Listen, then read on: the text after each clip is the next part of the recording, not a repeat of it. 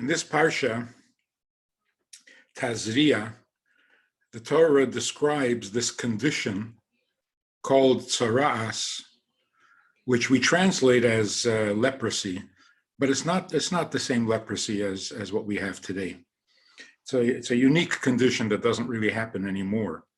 But part of the rule is that if there's a blemish in the skin and the hair turns white, then it is a bad sign and it is tummy. You become impure. Now the question is, which one needs to come first? So the Gemara says, if the blemish came first and then the hair turned white, then it is tummy. Then it is this condition called tsaras. But if the white hair came first and then the blemish, that is not a problem. That's clean. That's tahor. Now another Gemara says that there was a dispute in the heavenly yeshiva, in the yeshiva in heaven, Mesifta Dirakia. Because if the blemish comes first, then it is tummy, then the person is impure, can't go into the Beis Hamikdash and so on. But if the white hair came first, then it's not a problem. Now the question is, what if you don't know which one came first? There's a suffix, you don't know. So here you have two opinions. One opinion is from the yeshiva itself, Mesifta Dirakia. They say it's tummy. It's unhealthy, it's unclean, ritually.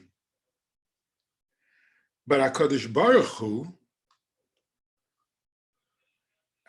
Baruch Hu said that if you're not sure which one came first, then you assume that it is tahor, that it is not a problem and the person is pure. So they asked, who can decide? And they said, Rabbi Bar Nachmeni can decide. Rabbi can determine which of us is right, because he is yochid, he is exceptional when it comes to the laws of purity and impurity. So they sent a message to him, asking him, what do you do if there's a doubt? And he said, tahor, tahor. He's pure. He's pure.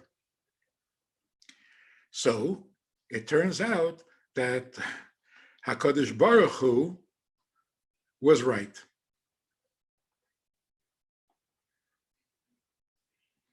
Now we have to understand, what is this all about? First of all, what does it mean that God says that it's tahor and the yeshiva in heaven says, no, it's tummy? How can they disagree with God? And how can a rabbi decide between the two of them?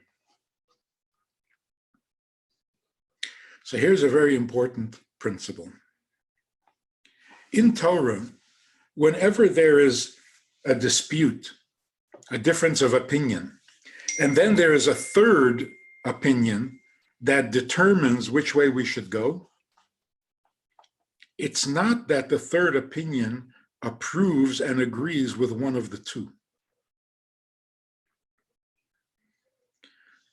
It's not like Rabbi came and said to the yeshiva in heaven, you're wrong. You say it's tamei, it's not tamei, you're wrong. It's tahor, he's pure. Like HaKadosh Baruch Hu says. That is not the way it works. The way it works is the third opinion doesn't just second one of the two opinions. He introduces something completely different, completely greater, something that both opinions can't disagree with. So when Rabbi said, tahor, tahor, he wasn't saying, God is right, you're wrong. It is tahor, it's not tameh. By introducing a third perspective, he unites the two opinions, and that's how you come to a conclusion.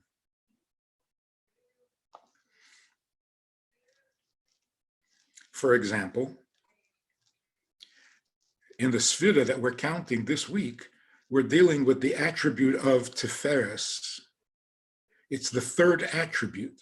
The first is kindness, the second is judgment, and the third is Tiferes, which is compassion. So what happens? When you have kindness, it directly disagrees and objects to judgment. And when you have judgment, it completely disagrees and rejects kindness because they are polar opposites.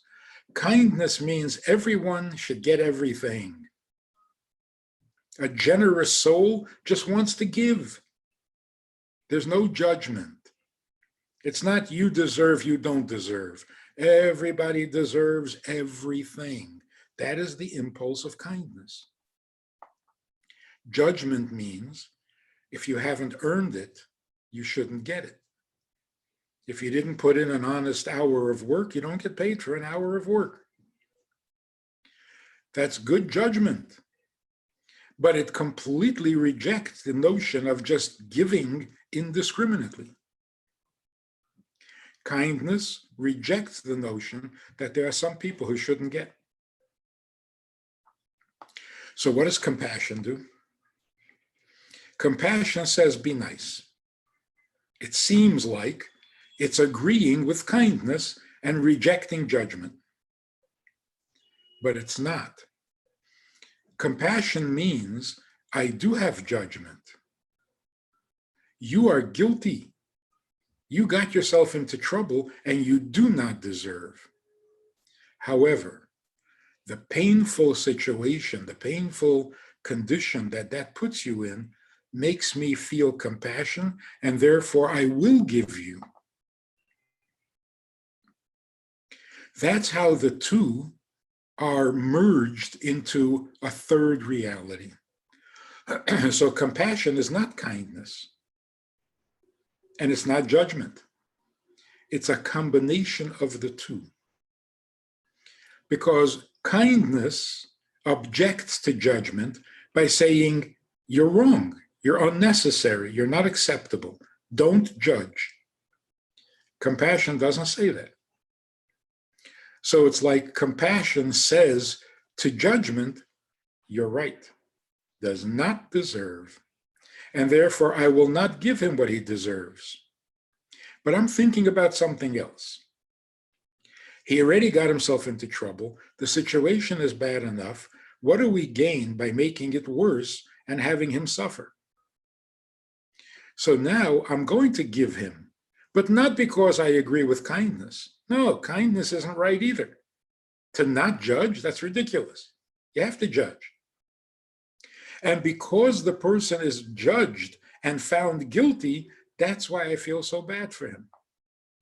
So compassion comes out of judgment, but it comes to the conclusion that you should be generous, but not generous for the sake of generous. So thereby, the compassion says you're both right and you're both wrong. And they can't disagree with that. Judgment can't disagree with compassion because the compassion is not nullifying it. He's not dismissing it. It's validating the judgment, but coming to a different conclusion. It's also not validating the kindness.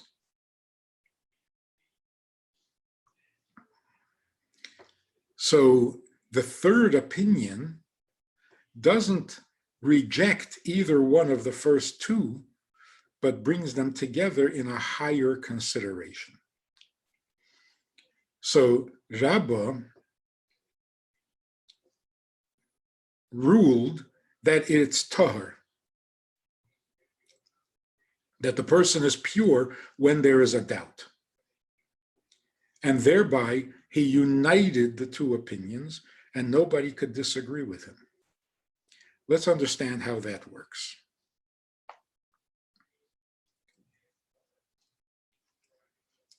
There are two conditions, two realities, the heavenly reality and the earthy human reality. In the human reality, the world is real, the ego is real, impurity is real, sin is real, and virtue, godliness, is something special. In heaven, there's the opposite perspective. Godliness is real, purity is real, innocence is real, holiness is real. Sin or ego, that's unusual. So what is the default perspective, the default position? In heaven, everything is holy with rare exception. In earth, in the human condition, everything is unholy, it's human, flawed, with exception. So what do you consider real? The ego considers itself real. I'm important, I'm real, I'm substantial, I'm necessary. God and godliness, if you're in that frame of mind, yeah. But that would be something special, additional, the exception to the rule. In heaven, everything is godly, everything is holy, everything is pure. Is there ego? Is there? Yeah, but that's exception. That's the exception to the rule.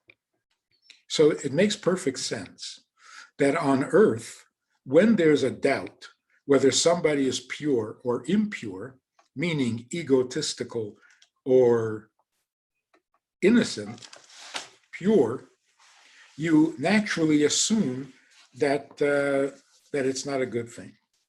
The ego is there, that we know for sure. Whether the person has attained a level of purity and innocence, we're not so sure. Therefore, if you don't know which one came first, and the question is it impure or is it pure, you assume it's impure, because that's your default position. That's the reality as you see it. In heaven, it's the opposite. If there's a doubt whether a condition is pure or impure, whether there is ego or bittul, humility, then you assume the humility, because where would ego come from? Ego is weird and an exceptional condition in heaven. So the yeshiva in heaven, the yeshiva meaning the study to understand and rationalize, where you're supposed to know what you're dealing with. On that level, it rules that you assume impurity. In other words, if you can't prove innocence, then you're assumed guilty. Because you're human, you're egotistical, you're probably not pure.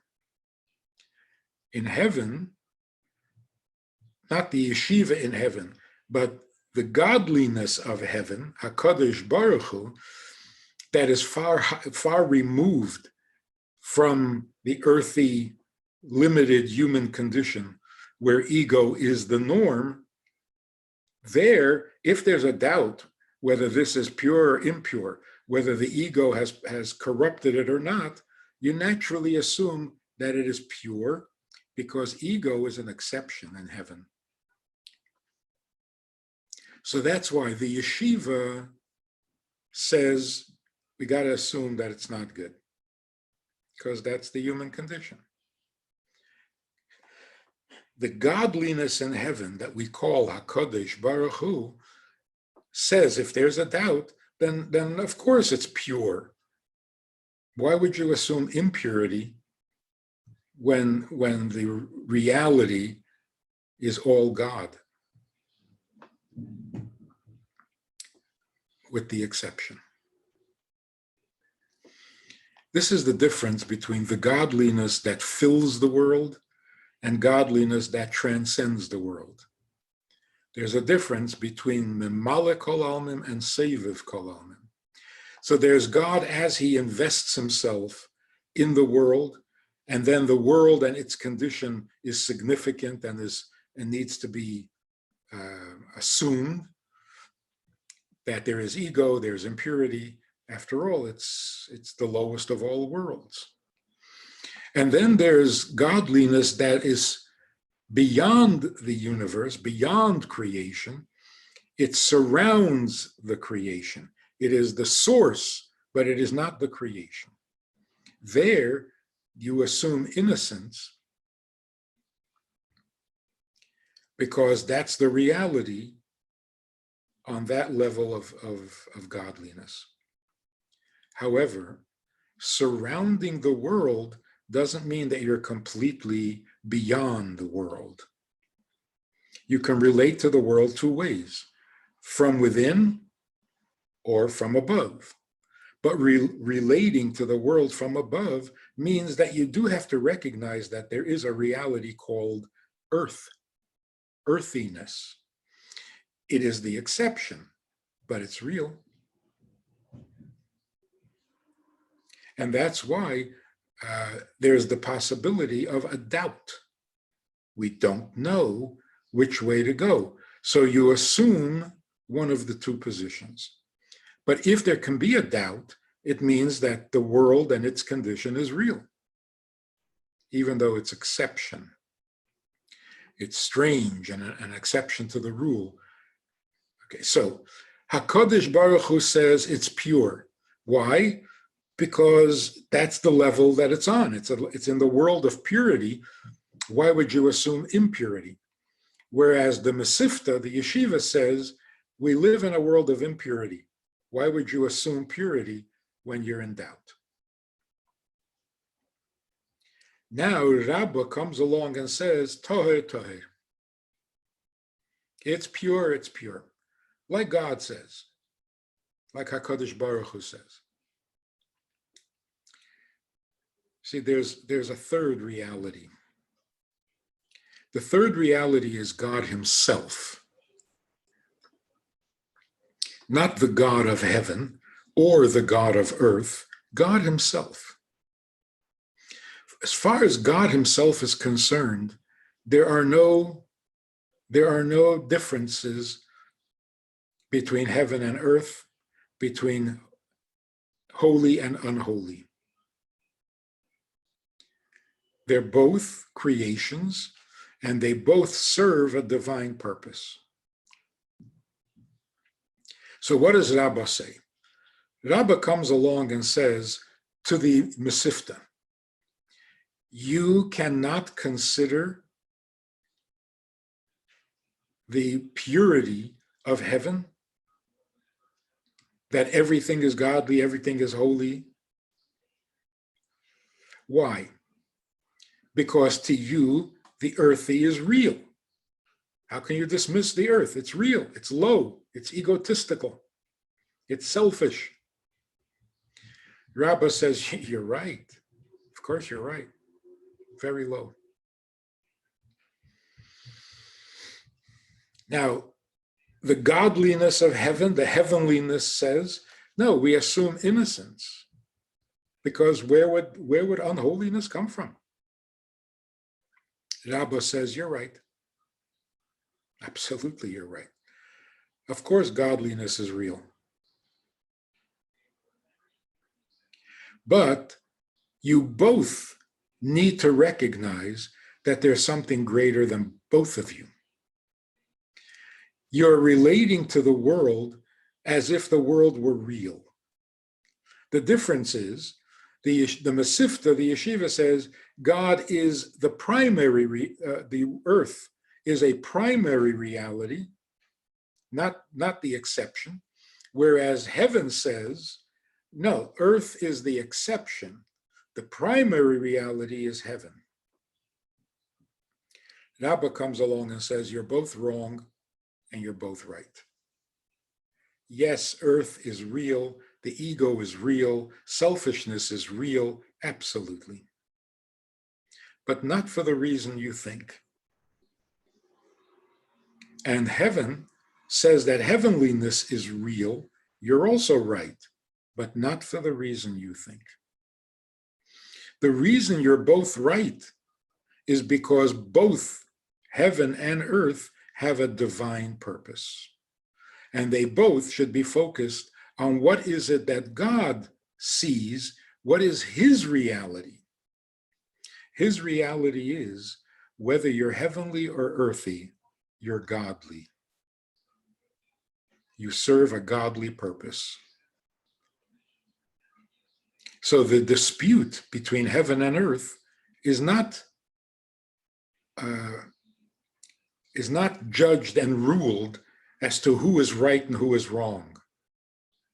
And that's why the heavenly yeshiva cannot disagree with Rabbi, because Rabbi is not denying their perception. Yes, earth is very real, ego is very real, but it doesn't exist for itself. It exists for a purpose. And the same with heaven. Heaven is real, holiness is real, innocence is real. It's the default position. But not because the earth is wrong. You're not polar opposites. You're both tools in God's vast eternal plan. Now, let's take a look in Tanya. In Tanya, he says that we have a godly soul and an animal soul. They are like two judges, each one ruling in its own favor. The godly soul says, you've got to be godly. And the animal soul says, you got to be human. How is this dispute going to be resolved? So he says in Tanya that God comes along and sides with the godly soul. So it seems like God agrees with the godly soul. That makes it two opinions against one. And therefore you rule according to majority. So the Rebbe is saying that when you're stuck in this stalemate, the godly soul says be good, and the human soul says be selfish. What are you going to do? How do you decide which way to go? So again, it seems like God steps in. God says the godly soul is right, and therefore you go according to what the godly soul says because it is now the majority opinion. There's a problem with that. The problem with that is it completely rejects and denies the reality of the animal soul. Why is that a problem? Because it will only make the animal soul rebel. It can't accept its own annihilation. You can't just dismiss it, say, you're wrong, forget about it, we're going the other way. You can temporarily overrule it, but you haven't resolved the conflict. So when he says in Tanya that the way to come to a conclusion as to go godly or to go human, add God to the equation and you will go godly. Not because the animal soul is rejected and wrong.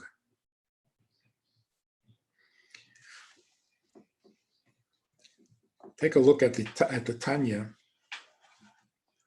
a little further on in the chapters.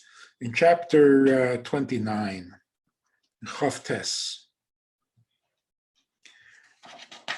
the Rebbe suggests that when a person is kind of stuck in a bad place, in a selfish, egotistical place, the way to break the grip of the animal soul is to demolish it. So what do? You say to your animal soul, with an angry tone, not out loud, in your mind. You say to the animal soul, you are disgusting, you are despicable, you are evil. And this deflates the arrogance of the animal soul. But that sounds very much like Musar, the school of thought that emphasizes and focuses on the ugliness of sin. But this is not Musar, this is Hasidus. Where is the Hasidus? In the conclusion of that approach to the animal soul, the Rebbe says further on in chapter 29, you're despicable, you're disgusting, so on and so on. Ad Mosai, how long will you continue to block the godly light and deny the truth? What is the truth? That there is God and there is nothing else. Let's understand this. The animal soul says, I am real, my needs are real, I got to take myself very seriously. The godly soul says, you're not real, you're not important, and you're not serious. God is important, God is serious, godliness is what's necessary, and so on. So the godly soul wants godliness. The animal soul wants selfishness. When you say to your animal soul, you are disgusting and despicable, that's not the punchline. That's just to get its attention. The punchline is, you're real, but only in your own mind. From God's perspective, your reality is part of his plan. The reason you have an ego, the reason you are selfish, the reason that you are so trapped in yourself is for a godly purpose. So I'm not denying your reality. I'm looking at it from a different perspective. Your reality is the way that you get to serve God. But when you deny that, you're just being ridiculous. You're denying your own truth. Yes, you're selfish and you're egotistical, but that's not the end of the story. That's all for a purpose. So the Yetzer Hara is not threatened, it's enlightened. The animal soul is not being dismissed as unreal. It's being recast as part of God's plan. So again, the third party doesn't make one of the two correct and the other one wrong. It brings a higher purpose to both. What does Rabbi say in this dispute between godliness, called HaKadosh Baruch Hu, and the yeshiva, which is rational and human? Rabbi says, you're both wrong. You see, HaKadosh Baruch Hu, godliness says pure. That when there's a doubt, you assume purity. Rabbi said, pure. In other words, the godliness is also not right, because the godliness says it's pure on a heavenly level, which excludes the earthly level. But Rabbi said pure twice. So he's not agreeing with godliness. He's going from the perspective of God himself. Godliness and earthiness are both necessary for God's higher purpose. Higher than godliness, higher than earthiness, divinity itself. So the purity that Rabbi sees is not only in heaven, it's on earth too. From God's perspective, earth is also pure. It just doesn't know it. So again, it's not disagreeing. Rabbi is not disagreeing with either one of their realities, and yet he tells them both, you're wrong, because you think you're the end purpose. You're not the end purpose. So earthiness is real. It's not the end purpose. And godliness is real. It's also not the end purpose.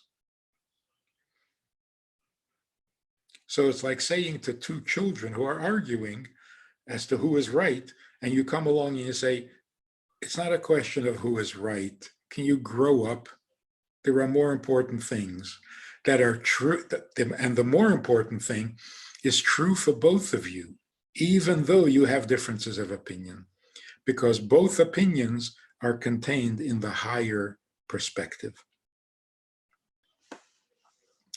So, in the Sikha, the Rebbe says that the reason that the Mesifta can disagree with HaKadosh Baruch Hu is because the Mesifta has to go according to what it knows. You cannot rule on a halacha by irrational arguments, super rational arguments. So here's the thing. The yeshiva knows that in reality, the person is pure because godliness says it's pure. However, being that it's a mesifta, it's a yeshiva, and there you have to come up with a rational argument, and it can't come up with a rational argument to defend the absolute purity. And since it doesn't make sense to assume purity, the mesifta, the yeshiva, cannot rule that way. It has to go with what it understands and what it sees. There's a story with the Alter Rebbe. The Alter Rebbe, of course, was an authority on Jewish law, on Halacha, and he would receive letters from all over the country and all over Europe, asking questions to rule in difficult, complex issues in Halacha, in Jewish law. One of the most common questions that was prevalent at the time was a husband who disappeared. We don't know where he is, whether he's alive or not. What does his wife do? Can she assume that he's dead and therefore remarry, or is she stuck? Because we don't know that he's dead. It's a very complex halachic issue. So because there were so many of those questions being asked, and it consumed so much time, the Alter Rebbe asked his brother, who was a great scholar, Rabbi Yehuda Leib, that he should study these letters, these questions with the Alter Rebbe. They will examine all the details and all the evidence and come to a conclusion.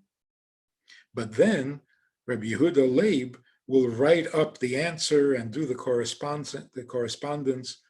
If you have to write back a second time, he'll take care of that, which will free the Alter Rebbe's time to do other things. So he asked his brother if he was willing to do this. And Rabbi Yehuda Leib said, sure, on the condition that I have the right to speak my mind, even though you're the Rebbe, but if we're going to study, we should study like equals, which is, of course, the right way to do it. And the Alter Rebbe agreed. And so they did.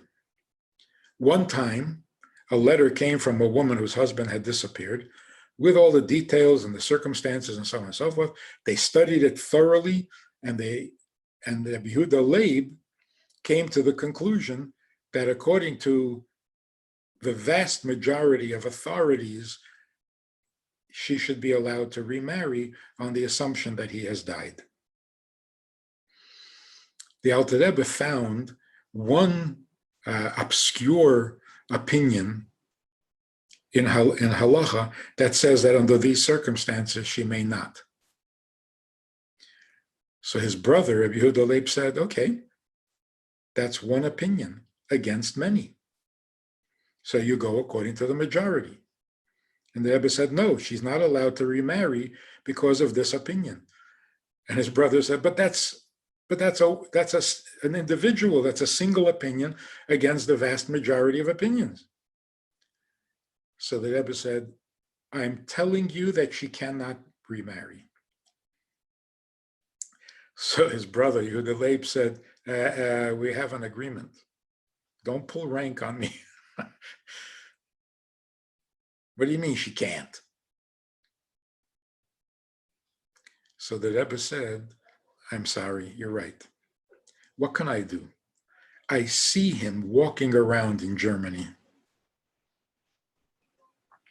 in Leipzig.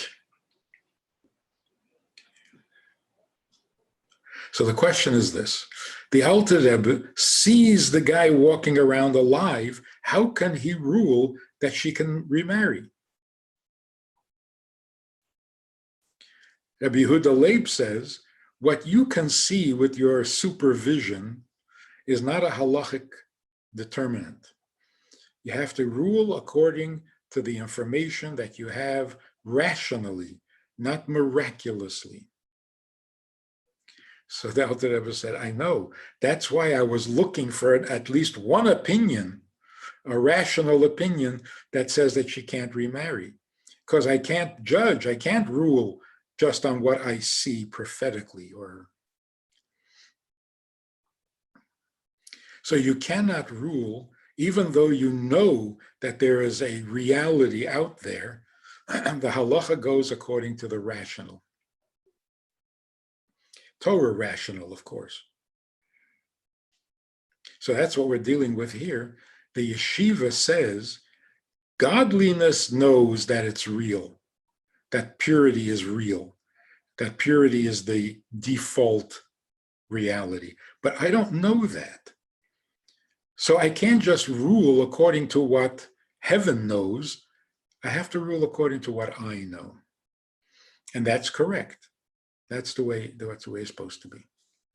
So that's how the yeshiva can disagree with HaKadosh Baruch Hu. And that's how Rabbi can overrule even HaKadosh Baruch Hu, because HaKadosh Baruch Hu is godliness. Whereas Rabbi is coming from God's perspective. And that is the difference between one and only. Now we're going to say the one and only. We say God is one, meaning he's the only thing that really exists. Only his existence is real. But the word one doesn't really convey that idea, because one kind of suggests two. One means less than two. One is not exclusive. One is inclusive. You get married and you become one. Two becomes one. It's not exclusive, it's inclusive. But then there's the word yachid. Yachid means only. Not I am one existence, I'm the only existence. So before God created the world, in order to include us in his oneness, he was not one, he was only. There was only him. There was nothing else. That perspective, which is God's perspective, because as far as he's concerned, the world is nothing at all on its own. It's only the purpose that it serves. So the level called Yachid is a much higher level than the one called Echad. The Gemara says, why is Rabbi qualified to resolve this dispute? Because he is Yachid. He is exceptional when it comes to impurity. And the word is Yachid. In other words, Rabbi was able to see the Yachid reality even in the situations that are impure. So he introduced the idea that yes, impurity is real, but only in God's purpose.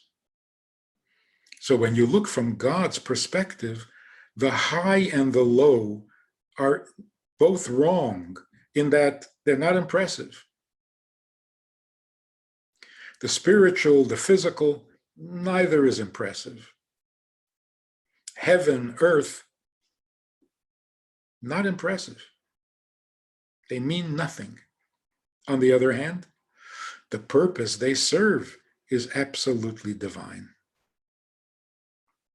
So Rabbi was able to see the Yachid in the impurity itself. The Tameh, the impure, also exists for a godly purpose. And that's the only purpose it exists for. So it's really not that different from heaven, because heaven also, naturally, heaven exists for a heavenly purpose, for a godly purpose. So Rabbi didn't dismiss the impurity. He introduced the idea that impurity, in its ugliest form, also exists to serve God's purpose.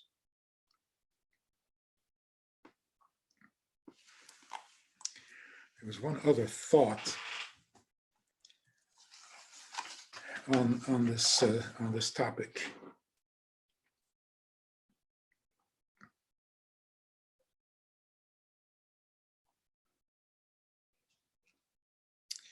The Rebbe says in the Sikha that this level of godliness that transcends the world is not completely denying the existence of the world. It's just saying that the world is insignificant. Its very existence is insignificant, but not that it doesn't exist. And that's why there's the possibility of doubt. Even in the godly world, in the heavenly world, there can be a doubt that maybe something is not right.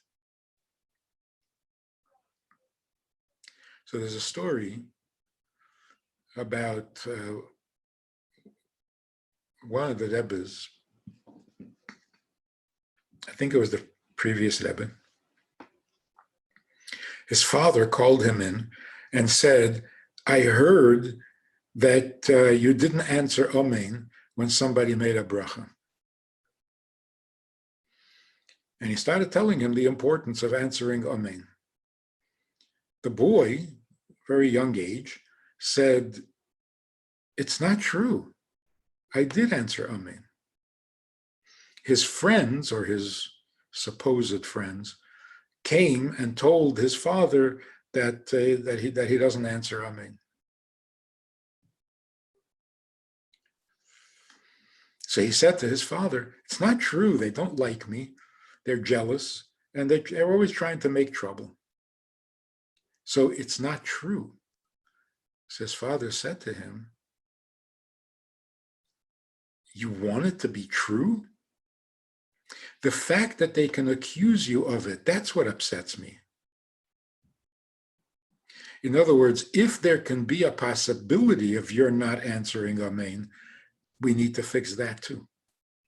So of course it's not true, but the possibility exists. That's not good enough. There should be no such possibility.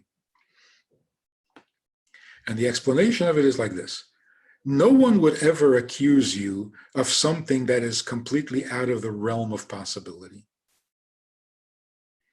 No one would come along and say, you're a kidnapper. That's ridiculous. So what did they accuse the Rebbe of?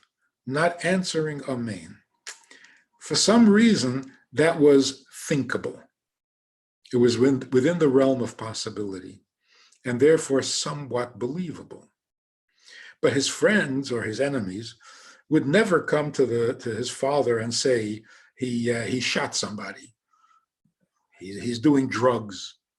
Completely ridiculous, right? So the fact that some things are believable, some negative things are believable, that needs to be fixed.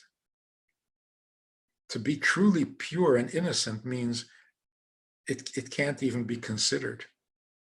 So when in the world of heavenliness, there is a possibility, a doubt concerning impurity, that shows that it is not Yachid. It is not God's perspective, because God's perspective, there is no possibility of anything ungodly, because nothing exists besides him and his intention and purpose.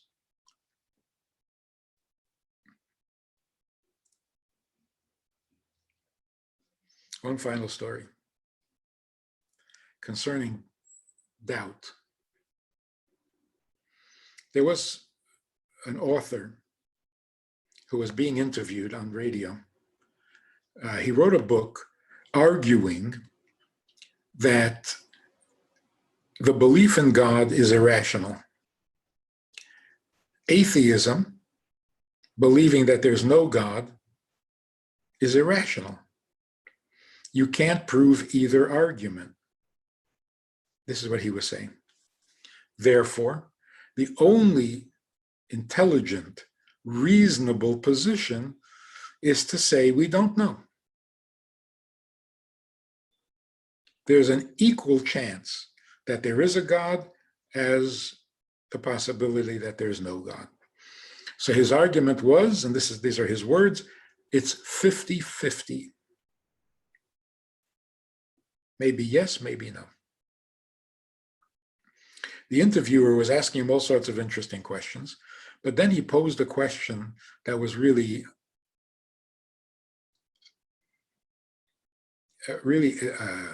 getting to the essence of where we're at.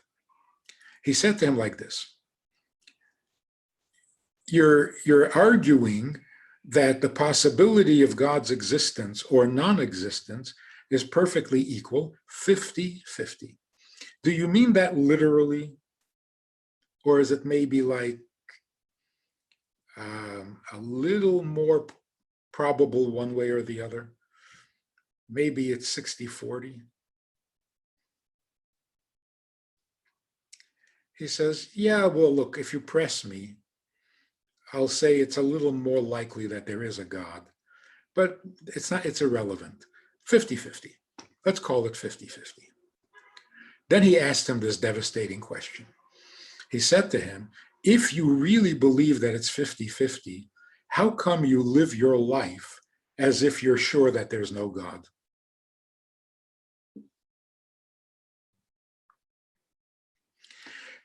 If you're not absolutely convinced that God exists, but then again, he might exist 50%, then why don't you keep every other Shabbos? Keep Shabbos this week because 50% chance that there's a God. Next week, don't keep Shabbos because there's 50% chance that there's no God. But you never keep Shabbos, as if you're sure that there is no God. In other words, the fact that there is doubt is not a conclusion. Since I'm not sure there's a God, therefore I don't keep mitzvahs. What kind of conclusion is that? Doubt is not a conclusion. So when people make this argument, no, I'm not observant, I'm not religious because I'm not even sure there's a God. Well, you're not sure? or you're sure there isn't? If you're not sure, then why do you behave like you've already come to a conclusion when you keep saying you're in doubt? So you argue doubt, and then you do absolute one way. It's a devastating question, right? So what should you do? Half of my brain says there's a God. The other half says there's not. What am I going to do? The way to resolve this is to bring in a third influence. The third influence is Jews throughout history have lived their lives in the service of God. To say that there is no God means they were all wrong. So you've enlarged the question. It's not, do I think there's a God or do I think there's not? You'll never get out of that because it's 50-50. How do you break the stalemate? Introduce the rest of history and the rest of the Jewish people. The Jew historically observes Shabbos. The Jew historically does not eat pork. The Jew historically doesn't marry out. So no, within yourself, you cannot determine which part of you is right and which part of you is wrong. But look at the rest of the world. Look at the reality beyond yourself. This is what the Jewish people are all about. So even if nothing in you tilts the scale in favor of mitzvahs, Jewish history does. I don't know from my own intelligence that there is a God. But God spoke to my ancestors at Mount Sinai. Were they all wrong? I can have doubts about my own intelligence. But to say everybody, the smartest Jews in history, they were all wrong. So you bring in the bigger picture. It's like this 15-year-old said to me, a yeshiva boy, he said, I got a very big problem. I'm not sure that there is a God. I said, really? You're not sure? You're 15. What are you sure of? What do you know for sure? Why do you expect to know in your own mind, in your own intelligence, you're supposed to know whether there's a God or not? That's so arrogant. Of course you can't know. You haven't learned enough, you haven't read enough, you haven't studied enough, you're not smart enough. You're going to know God?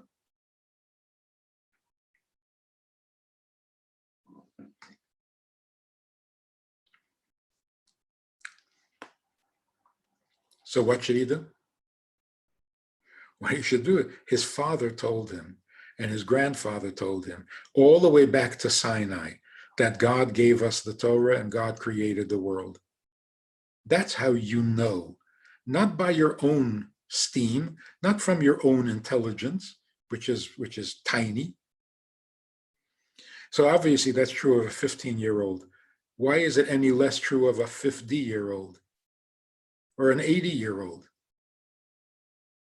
We're still human. How can we as an individual know God? Unless you study what those who know God explained.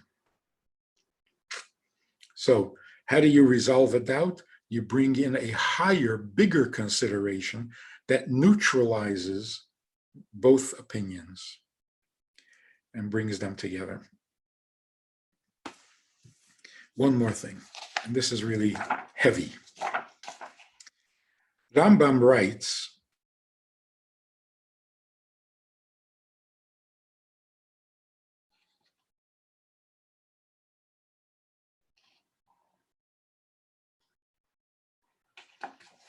that the foundation of all wisdom, the pillar of all knowledge, is to know that there exists an original being from whose existence all other existence is derived.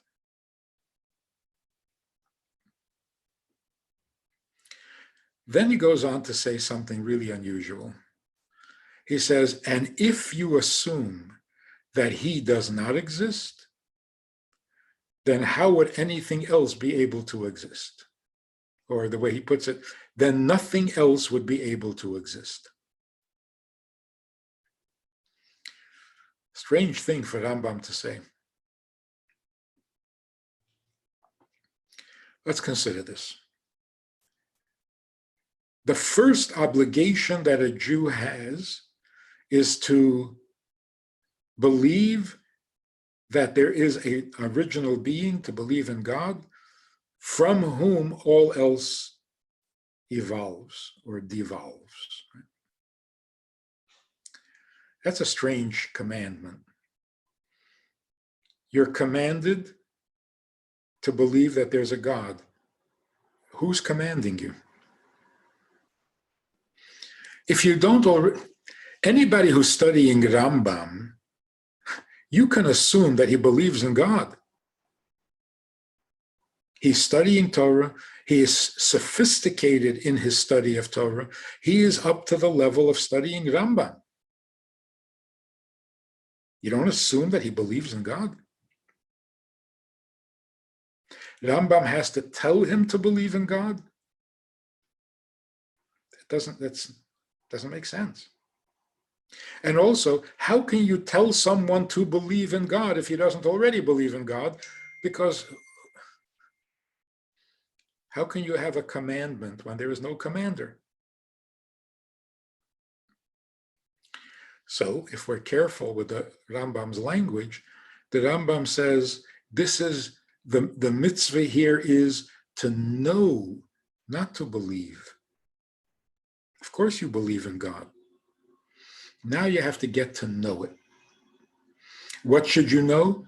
That he is the original existence. He exists.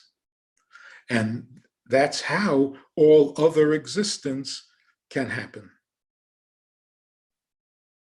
Now Rambam says, if you assume that he doesn't exist, then nothing else can exist either. Why would you assume that? What is Rambam saying? And it sounds a little redundant. You must know that there's an original existence and everything comes from that original existence. Okay. And if you think there is no original existence, then where did everything else come from? Well, you already said that.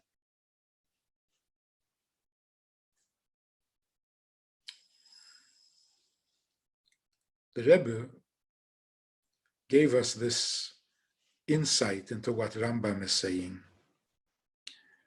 The Rambam is saying, if you assume that God does not exist, you're going up to a higher level. Existence is something we can identify with because we exist. I exist, I am, I experience that, I sense that, it's real to me. Now when you tell me that God exists, it's like, oh, he too? He also exists?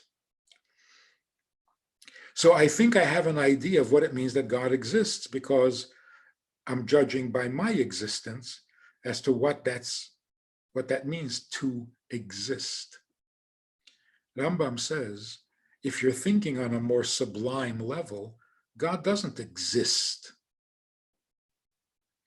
Creation exists, but he doesn't, because he's above that.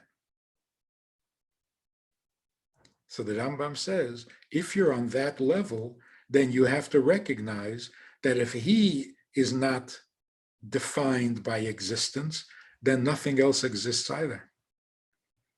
Because the only way for something to exist is if it gets its existence from him. And in order for that to happen, he has to exist. He has to exist in a divine fashion. in order to give existence to non-divine beings. In other words, on a higher level of thought, God does not exist. That's a limitation. And on that level, the world doesn't exist either. There's only him. There is no existence at all. So what is him without existence? God. That's what we mean when we say God. We say God is different. He is not part of creation. He is not programmed to be a creator. He is unique. He is Yochid. He is what he is without existing, without a body, without form, without shape, without any of the limitations that existence has. He is God, and that's different. God chooses to exist. Why? So that the world can get its existence from him. So when God decides to create the world, he first makes himself exist. In other words, he creates godliness. And from the existence of godliness comes the existence of everything else. But the ability to create something from nothing comes from that part of God that is not restricted to existence. I don't know if this is, but it's amazing.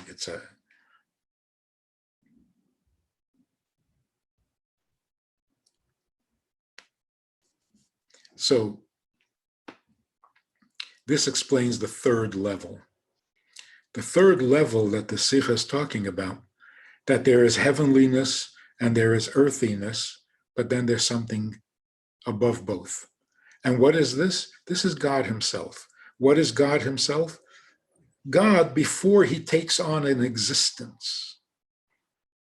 So no existence means anything at that level.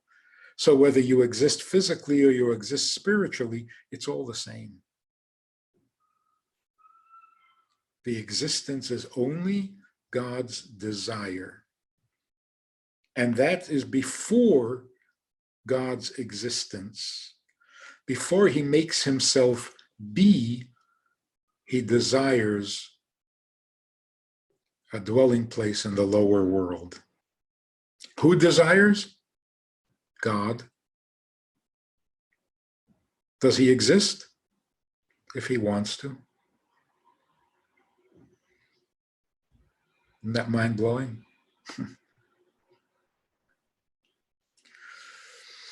There's a lot more in the Sikha, fantastic principles and ideas, but here's the bottom line. The bottom line is we shouldn't be overly intimidated by unholiness. It shouldn't scare us. It certainly shouldn't paralyze us. It shouldn't give us complexes. No matter how dark, no matter how impure, it all exists for a divine purpose. And we shouldn't be overly impressed with heavenliness, spiritual stuff, psychic stuff, the invisible, the intangible. It's all very nice and good. What's it for? If it serves a godly purpose, then I'm interested. If it doesn't serve a godly purpose, I'm not impressed with the fact that you can levitate or walk on water or on coals. That's cute. If it doesn't serve a direct purpose for God and his creation, then yes, it's heavenly, it's very nice, but not significant in the big picture. So don't be overly impressed with the spiritual. Don't be overly depressed by the unholy. It's all one. From God's perspective, all of it serves the purpose of bringing us closer to each other. God and his children, God and his creation, bringing heaven down to earth. How do you bring heaven down to earth? When you're not impressed with heaven or with earth, because you know that they both need to be adjusted. Heaven needs to come down, earth needs to rise. Who can make that happen? You, if you're coming from God's perspective, from Torah perspective. That looks down at heaven and earth and says, you're both useful. You're not perfect as you are, but you are useful. When you come together, heaven on earth, then God will have what he created the world for.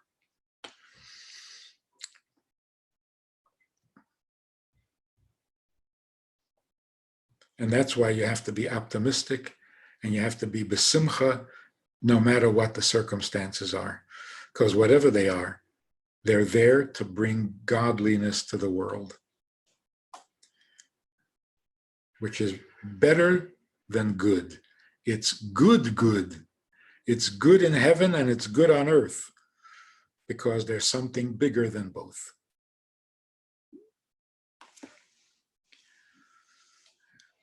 Hatzlacha in learning. Keep it up. By the end, you will be amazingly informed.